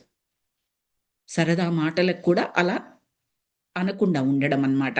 సో, ఈవిడ అదే, "ఏంటి నువ్వు నా బిడ్డగా పుడతానంటే నేను మళ్ళీ నిన్ను గర్భం ధరించి నీలాగా పుట్టాలి అలా అనుకుంటున్నావా? లేదు. ఆత్మగానే ఉంటాను. ఇక్కడ అన్ని సద్యో గర్భాలు, సద్యో సంతానాలు ఎవరికెవరివి ఏమీ కారు తెలుసా" అని చెప్పింది. "మేడం మీరు ఏది చెప్పినా చేస్తాను. దయచేసి నా విషయం కాస్త మాస్టర్స్‌కి రికమెండ్ చేయండి ప్లీజ్" అని అడిగారు. సరే ఆలయ భూములకు పోదాం పద. ఆలయాలు చూచినట్లు ఉంటుంది. నీ పర్మిషన్ ఏదో నువ్వే తెచ్చుకోవచ్చు. ఆ తర్వాత నన్ను మీ ప్రపంచంలోకి తీసుకుపోతారా స్వామి అని అడిగిందామె. మిమ్మల్నా అని అడిగారాయన. ఏం తగనా? అక్కడ నాకు బాగానే ఉంటుంది. యోగి మీతో వస్తాను. నేనెక్కడైనా అడ్జస్ట్ కాగలను తెలుసా అని అడిగింది. వద్దు మేడం, మా ప్రపంచంలో కష్టాలు మీరు పడలేరు. మేమే బ్రతకలేక చస్తున్నాము. చావలేక బ్రతుకుతుంటాము. హారిబుల్ లైఫ్ అని అన్నాడు. ఇంతసేపు ఏమన్నాడు? ఇక్కడొద్దు. నాకక్కడ బోలెడన్ని పనులున్నాయి. అక్కడికి పంపించండి. లేకపోతే కనీసం చంపేయండి నన్ను. ఇన్ని కథలు చెప్పాడు కదా! మళ్ళిప్పుడు నాతో పాటు మీతో పాటు నన్ను తీసుకెళ్ళమంటే, "వద్దు మేడం చావలేక బతుకుతాము. బతుకుతూ చస్తాము" అని చెప్తున్నాడు మళ్ళీ. హి నోస్ దట్ ఫ్యాక్ట్. ఆ జ్ఞానం ఆయనకుంది. సో, అంటే అప్పుడు ఈమంటుంది, "పర్వాలేదులే కష్టపడతాను. మరి నాకు అనుభవం కావాలి కదా!" అన్నట్లుగా ఈవిడ కూడా అన్నది. తారామాత వెంట బయలుదేరాను. నా వెంట దేవి బయలుదేరింది. ఈమెగారికి పిల్లలంటే ప్రేమ ఎక్కువే అని అనుకున్నారట ఆయన మనసులో. ఎక్కడికి బయలుదేరారు వీళ్ళిద్దరూ? ఆమె చెప్పింది కదా! ఆలయ భూముల దగ్గరికి పోదాం పద. ఆలయాలు చూచినట్లు ఉంటుంది. నువ్వేదో అడుగుతానంటున్నావు మాస్టర్స్‌ని. ఆ పర్మిషన్ ఏదో నీది నువ్వే తెచ్చుకో అని చెప్పేసి చెప్పింది కదా! అక్కడికి ఆవిడ గైడ్‌గా వెళ్తున్నారనమాట. ఇక్కడ ఈమె గారికి పిల్లలంటే ప్రేమ ఎక్కువే అనుకున్నాను. ఇక్కడ మొగుళ్ళు, పిల్లలు, వాళ్ళ మీది ప్రేమలు నామమాత్రం స్వామి. మీలాగా వెంపర్లాడరు. ఎవరికి వారే. ఎవరికి ఎవరు ఏమీ కారు. ఎప్పుడన్నా, ఎక్కడున్నా కనిపిస్తే, గుర్తిస్తే ఓహ్! అనుకుంటారు. ఓహ్! అన్న టైప్‌లో అనుకుంటారట. అవి బంధాలు కావు, అనుబంధాలు కావు. ఉత్తి ఆత్మ సమీకరణాలు. ఇక్కడ ప్రేమ కామమయంగా కాదు. మీ ప్రపంచం ప్రేమరహితం, కామపూర్ణం అంతే తేడా. ఇక్కడి ప్రపంచంలో శారీరక స్పృహతో ఉండేదాన్ని కామం అంటారు, ప్రేమ అనరు. ఆత్మ స్ఫురణతో ఆ విధంగా ఉండేదాన్ని ప్రేమ అంటారు అని చెప్పేసి చెప్పింది.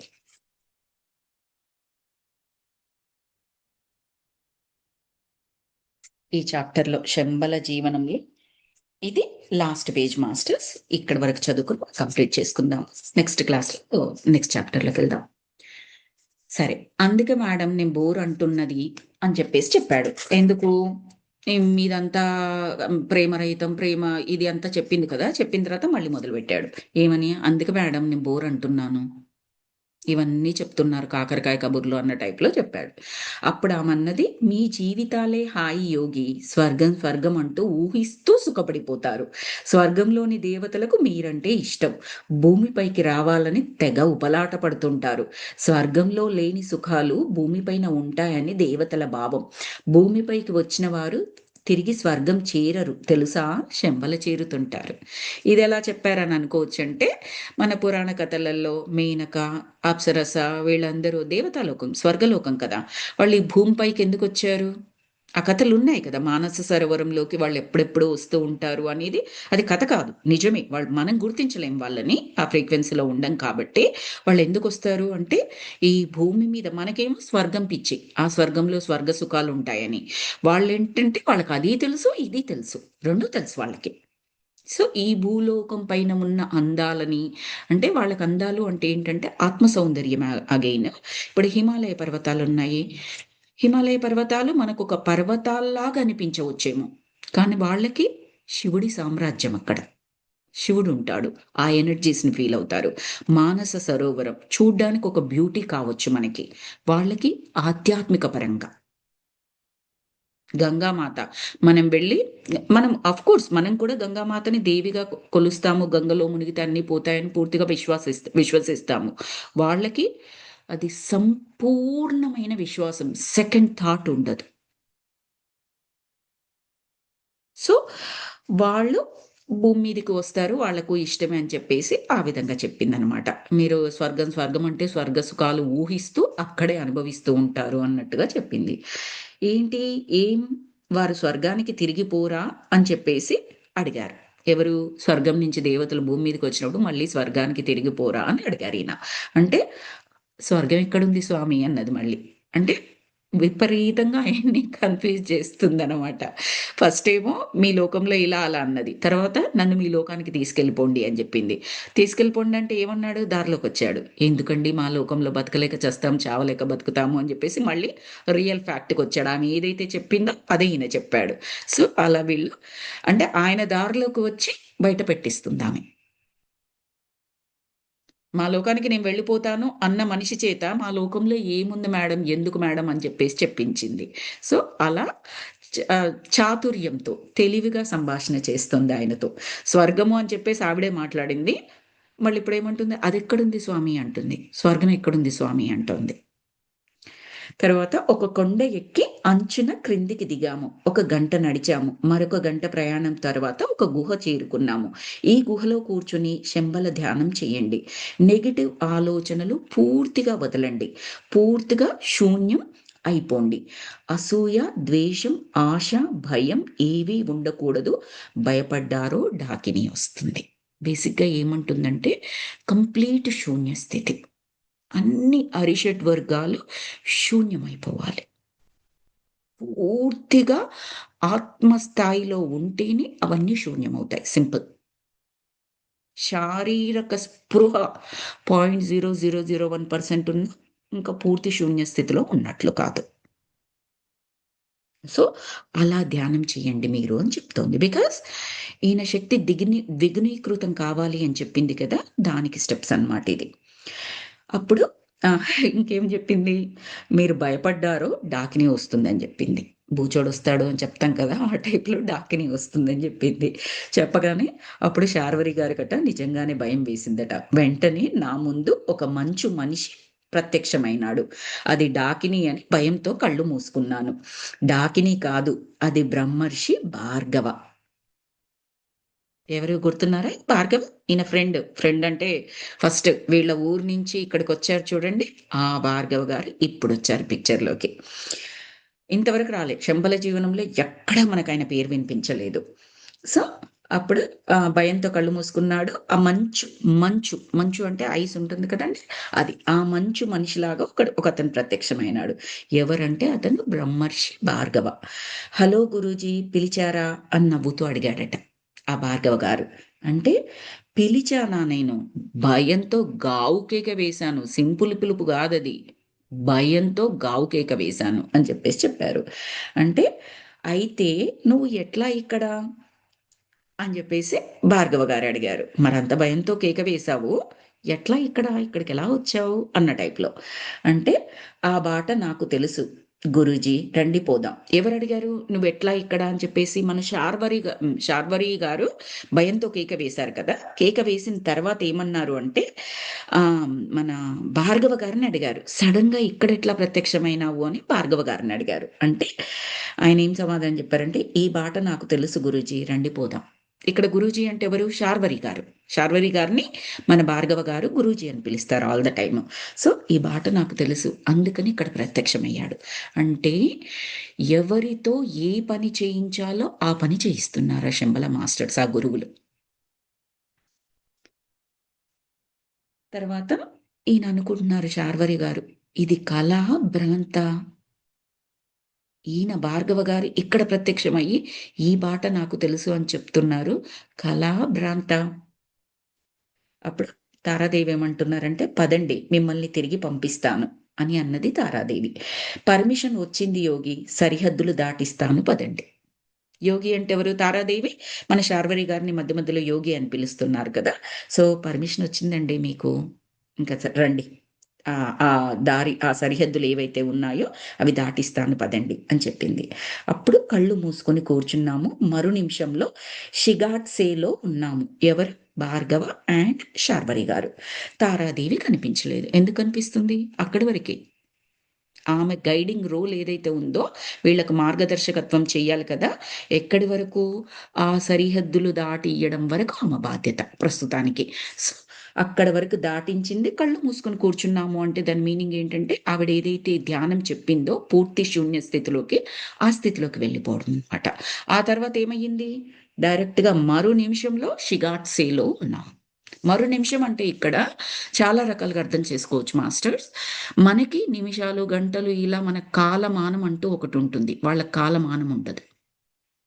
కళ్ళు మూసుకున్నారు. ధ్యానంలో నిమిషాలున్నారా? సెకండ్లున్నారా? గంటలా? రోజులా? సంవత్సరాలా? We don't know. కళ్ళు తెరిస్తే ఎలా అనిపిస్తుందంటే మరో నిమిషంలాగా అనిపించవచ్చు. అలా కూడా అర్థం చేసుకోవచ్చు. సింపుల్‌గా మన లెక్కలు పెట్టేసి మరో నిమిషం అంటే కళ్ళు మూసుకొని కూర్చోగానే ఆయన ధ్యాన స్థితిలోకెళ్ళిపోయాడు. నెక్స్ట్ క్షణంలో అక్కడున్నాడు అని అలాగే అర్థం చేసుకోవాల్సిన అవసరం లేదు. ఆయన ధ్యానంలో కూర్చొని శూన్య స్థితిలో కంప్లీట్ ఎళ్ళిపోయిన తర్వాత ఆయన షిగాట్సీకి వెళ్ళడానికి కావాల్సిన శక్తిని ఆయన పొందిన తర్వాత, ఆ స్థితికొచ్చిన తర్వాత అక్కడ కళ్ళు తెరిచేప్పటికి భార్గవ గారు, శార్వరి గారు ఇద్దరు అక్కడ ఉన్నారట. సో అక్కడితో శంబల జీవనం అనే చాప్టర్ కంప్లీట్ అయింది masters. Next chapter by by Shambhala. 7th chapter వచ్చేసి బై బై శంబల. అది next class probably next week అవుతుంది. బికాస్ రేపు మంగళవారం, బుధవారం, గురువారం ఈ 3 days కూడా పౌర్ణమి రోజులో. బుధవారం రోజు గురు పౌర్ణమి ఉంది. Greatest celebration. చాలా అద్భుతమైన పౌర్ణమి అది. పౌర్ణమి అంటేనే అద్భుతం. గురు పౌర్ణమి మరింత అద్భుతం. బికాస్ గురూస్ ఎనర్జీస్ కూడా విపరీతంగా ఉంటాయి. సో చక్కటి పౌర్ణమి మెడిటేషన్ చేసుకోవచ్చు ఈ 3 days. Tuesday, Wednesday, Thursday same time 12 నుంచి. బట్ 2 hours అండి. 12 to 2 తెలుసు మనలో చాలా మందికి. ఇన్ కేస్ ఎవరైనా కొత్త వాళ్ళు ఉన్నా కూడా 12 నుంచి 2 గంటల వరకు same Zoom everything. Book reading మాత్రం ఉండదండి. Thank you so very much masters.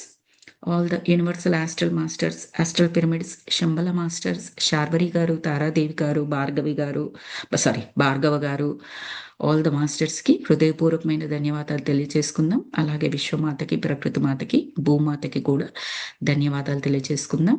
And finally very importantly all the group energies, ఈరోజు జాయిన్ అయిన మాస్టర్స్ యొక్క గ్రూప్ ఎనర్జీస్ కూడా మనం ధన్యవాదాలు తెలియజేసుకుందాం masters. Thank you so very much. Let me stop the recording first.